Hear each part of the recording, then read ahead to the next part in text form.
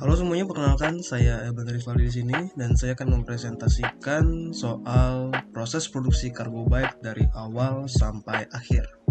Nah, untuk penjelasannya sendiri saya tidak sendiri. Di sini saya ditemani oleh Rijal, Sena, dan juga Diora. Nah, langsung saja saya akan menjelaskan dulu soal kargo bike itu sendiri. Nah, kargo bike itu apa sih sebenarnya? Jadi gini, kargo bike itu adalah transportasi yang berbasis sepeda dan gunanya itu adalah untuk mengangkut barang. Dasarnya seperti itu. Dan yang kita kerjakan ini sedikit berbeda karena kargo bike ini sudah dielektrifikasi oleh Spora EV seperti itu. Nah, dan di sini pada proses produksi kali ini kita juga melakukan desain juga yang berhubungan dengan mata kuliah DP5. Nah, di sini saya akan menjelaskan dulu soal desain brief dari studi DP5 itu sendiri. Nah, untuk poin pertama itu cargo bag yang digunakan itu untuk penyedia jasa kurir. Habis itu cargo bag digunakan juga untuk di daerah Dufan. Habis itu cargo bag juga mudah dikendarai dan harus ada aksesoris pelindung untuk barang dan pengendara seperti itu. Lanjut lagi ke spesifikasinya. Nah, untuk spesifikasi kelistrikannya ini, cargo bike ini ditenagai oleh motor listrik 1 kW dengan top speed 60 km per jam. Dan range-nya itu sekitar 45 km.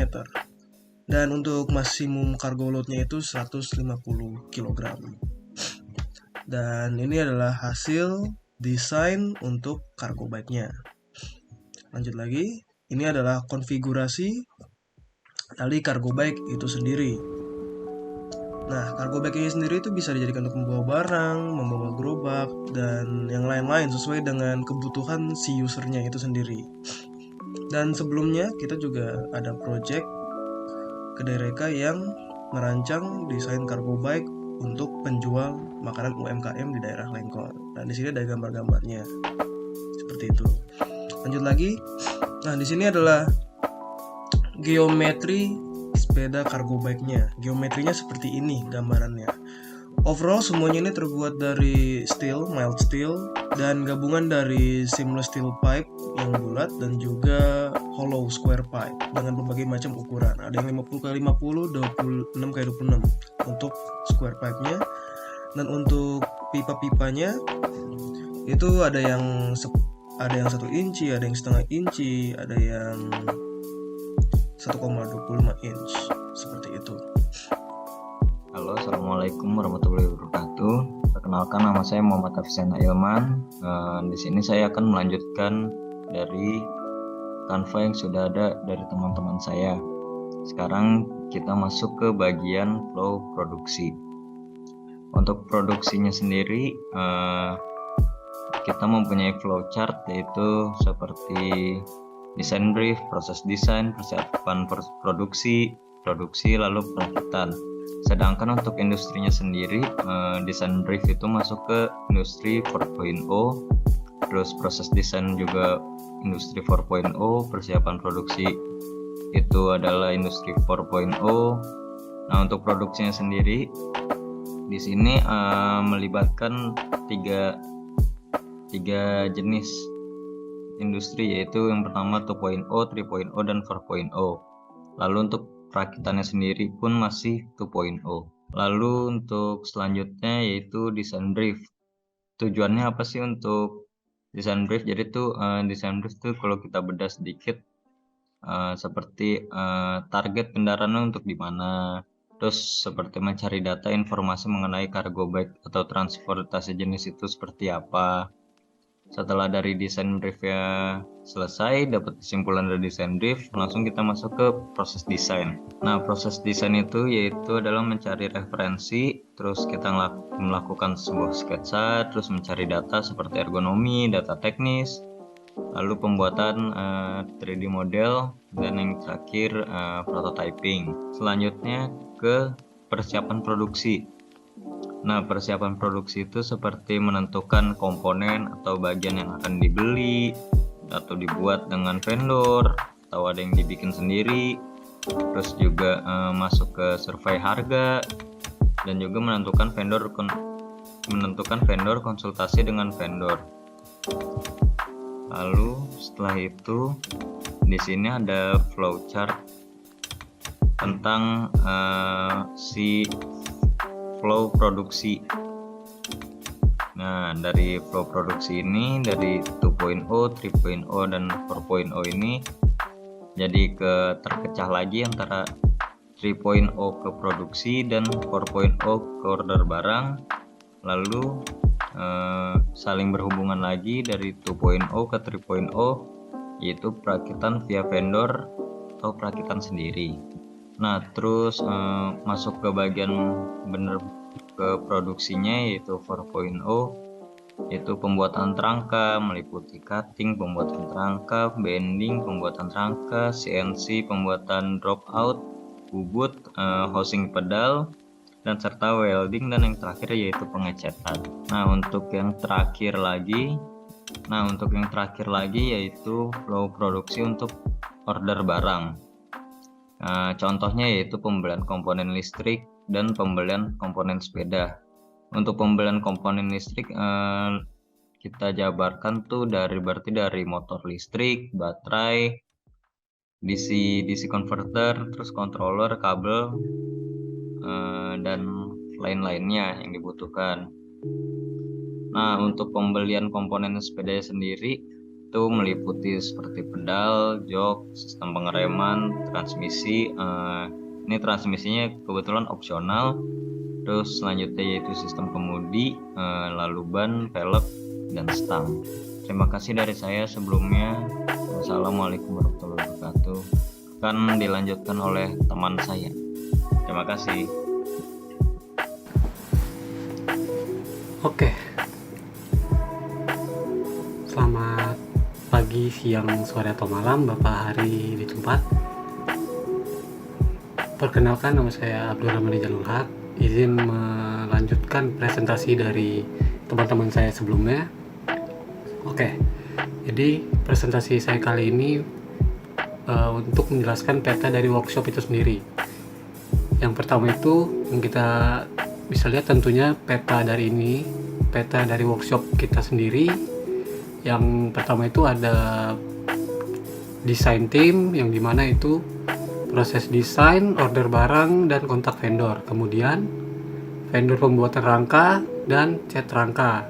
Setelah itu ada vendor kelistrikan dan toko sepeda. Nah, setelah itu ini merupakan dari workshop kita, yang dimana itu ada gudang sendiri, perakitan komponen sendiri, perakitan komponen kelistrikan dan sepeda itu dapat sendiri. Kemudian di sini ada garasi dan tempat finishing. Oke, selanjutnya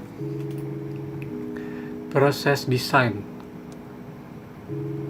Proses desain itu sendiri dengan melakukannya proses desain bersama tim atau kelompok yang dimana bisa dilakukan untuk menentukan desain atau vendor-vendor yang ingin kita tuju atau kita hubungi untuk memproses jadinya barang yang kita ingin bikin. Kemudian ada pembuatan rangka dan cat seperti yang digambar. Ini merupakan yang sebelah kiri merupakan bagian pembuatan dari rangka-rangka sepeda tersebut, yang dimana proses pembuatannya itu dilakukan dengan sangat teliti dan tentunya sudah dalam perhitungan yang pas. Lalu sebelah kanannya merupakan pembagian cat dari rangka sepeda tersebut, karena tidak mungkin kalau rangka sepeda yang kita buat itu tidak mungkin tidak dicat begitu saja. Nanti yang ada akan tampak kurang enak untuk dilihat. Kemudian untuk vendor kelistrikan sendiri, nah kita di sini ada baterai. Baterai kita menggunakan dari swap ID, kemudian ada DC-DC converter, ada inverter, kemudian ada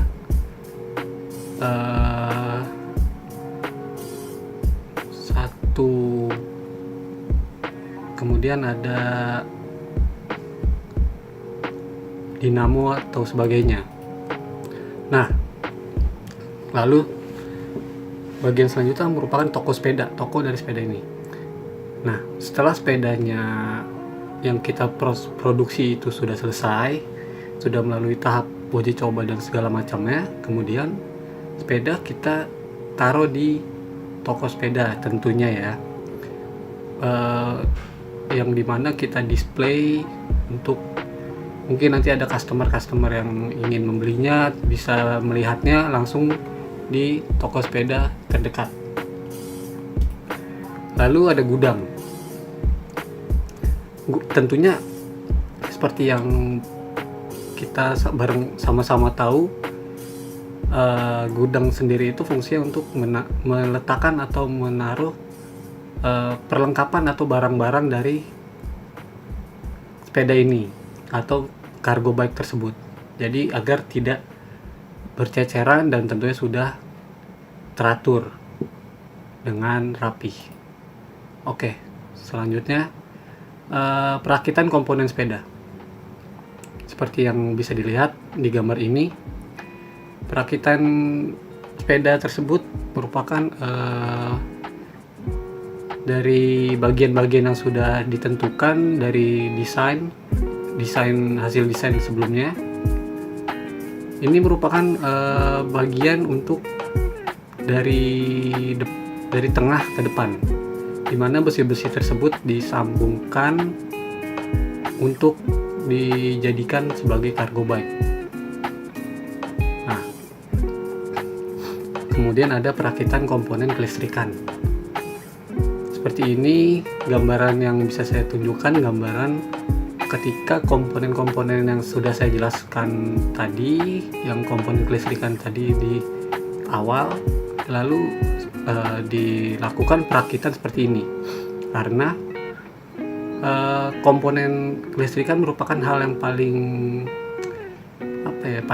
riskan atau resiko yang paling tinggi. Jika salah dalam merakitnya, itu akan terjadi kesalahan yang tidak kita inginkan. Kemudian garasi ini sendiri merupakan tempat untuk menaruh sepeda ya tentunya, sebelum diberikan atau disebarluaskan ke toko-toko sepeda terdekat. Lalu untuk finishing, di sini kita seperti dekal atau pemberian stripping, lalu pengecatan final cat untuk mendapatkan detail yang lebih baik lagi hasilnya. Lalu kemudian penguji cobaan sepeda tersebut agar tahu kesalahan dari beberapa step sebelumnya itu ada kesalahannya apa tidak, atau sepedanya sudah layak atau belum. Sekian dari saya. Wassalamualaikum warahmatullahi wabarakatuh. Kemudian akan dilanjutkan oleh teman saya. Oke, saya Dio Ramandawi. Di sini saya akan melanjutkan untuk menjelaskan tentang rencana anggaran biaya dari cargo bike ini.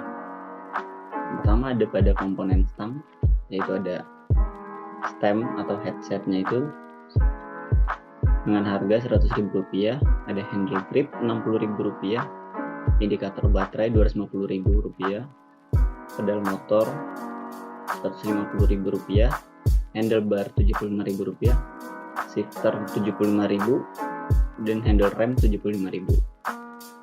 Berikutnya pada komponen kaki-kaki ada ban seharga Rp65.000, velg seharga Rp450.000, jari-jari seharga Rp33.000, as roda seharga Rp60.000, dan disc brake seharga Rp100.000. Berikutnya pada komponen penggerak sepeda ada bottom atau bracket seharga Rp100.000, pedal Rp33.000, crank sepeda Rp395.000, rantai Rp220.000. Komponen penggerak sepeda berikutnya ada saddle Rp175.000, seat post Rp295.000, clamshell Rp20.000. Selanjutnya ada ball joint dan tie rod yang total harganya ada Rp2.500.000. Terus ada juga material seperti besi holo dan juga pipa seamless yang totalnya itu ada Rp135.000 dan Rp70.000. Di sini kan melanjutkan lagi soal rancangan anggaran biaya atau RAB. Nah, untuk total pembuatan satu unit cargo bike secara bahannya saja itu mengeluarkan 15,9 juta untuk satu unitnya. Dan total biaya overhead yang dikeluarkan perusahaan untuk produksi cargo bike per bulan itu adalah Rp85.458.429.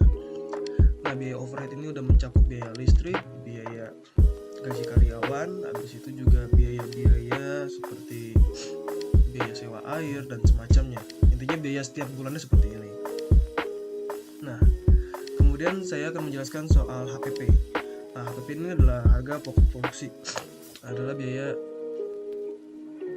gabungan dari pembagian biaya overhead dan jumlah yang akan diproduksi. Di sini kita simulasiin per bulannya. Untuk workshop kita bisa ngebuat 50 unit setiap bulannya. Nah, hitung-hitungannya seperti ini, 85 juta habis itu dibagi 50 unit. Nah, habis itu keluar 1,7 juta. Dan untuk biaya HPP-nya itu adalah gabungan total biaya bahan plus harga unit produksi yang totalnya itu adalah 17,6 juta. Lebih detail 17.619.854 rupiah. Itu untuk harga pokok produksi. Nah, untuk harga jual produk yang akan dijual ke user itu adalah gabungan adalah HPP, habis itu dimasukkan lagi biaya marginnya 10%, habis itu biaya R&D-nya 10% dan biaya marketing 10%. Nah, totalnya itu adalah 22,9 juta rupiah. Itu untuk HJP-nya. Dan lanjut lagi untuk biaya investasi. Nah, biaya investasi ini mencakup biaya pembelian setiap komponen sebelum produksi dimulai. Itu bisa dulu seperti membeli meja, habis itu alat-alat perkakas untuk merancang kerangka sepeda, untuk membuat kelistrikan, untuk merancang kelistrikan segala macamnya. Dan biaya investasi yang dikeluarkan itu sebesar 152,2 juta rupiah. Itu untuk biaya investasinya. Nah, untuk BEP-nya itu total biaya tetap dan HJP variabel itu 85 juta bisa dibagi 22,9 dikurang 15,9. Dan BEP unitnya adalah impasnya itu adalah di sekitar 12 unit setiap bulan kita baru modal balik seperti itu. Nah, itu adalah penjelasan dari saya. Terima kasih.